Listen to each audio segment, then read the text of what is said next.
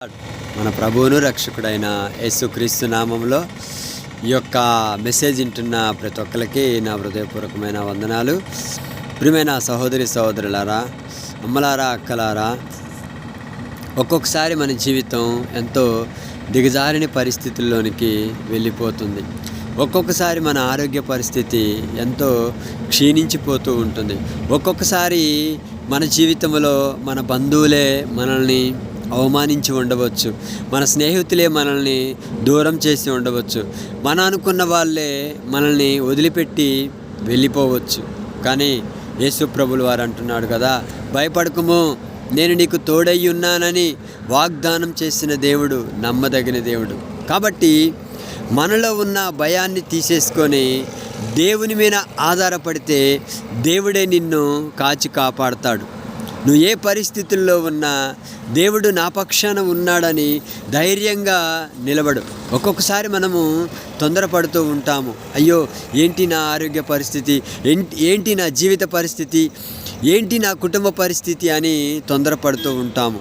కానీ నీ ప్రాణంతో చెప్పుకోగా, నా ప్రాణమా, నీవేలా తొందరపడుచున్నావు, నీవేలా ఆ విధంగా తొందరపడుచున్నావని, తొందరపడొద్దని నీ ప్రాణంతో నువ్వు చెప్పుకో. ఎందుకంటే మనం నమ్మిన దేవుడు నిజమైన దేవుడు, మనం నమ్మిన దేవుడు నమ్మదగిన దేవుడు. దేవుడు నిన్ను విడిచిపెట్టేవాడు కాదు బిడ్డ. దేవుడు నిన్ను విడిచిపెట్టేవాడు సహోదరి కాదు, సహోదరి విడిచిపెట్టేవాడు కాదు సహోదరిమని. ఎందుకంటే దేవుడు నిన్ను ఆయన రక్తం చేత కొన్నాడు. నిన్ను ఆయన సిలువలో మరణ త్యాగము చేసి నిన్ను కొన్నాడు. కాబట్టి దేవుడు అన్యాయస్తుడు కాదు, దేవుడు నమ్మదగిన దేవుడు. కానీ మనం మాత్రమే ఒక్కొక్కసారి నమ్మకము లేని వారంగా ఉంటాము. కానీ నమ్మదగిన దేవుడు మన యేసయ్య మన పక్షాన ఉండగా మనకి విరోధి ఎవడు? మనకి ఎవ్వరు కూడా విరోధి లేడు. కాబట్టి మనము ఒక్కొక్కసారి తొందరపడుతున్నప్పుడు నెమ్మది కలిగి ప్రార్థన చేసుకో.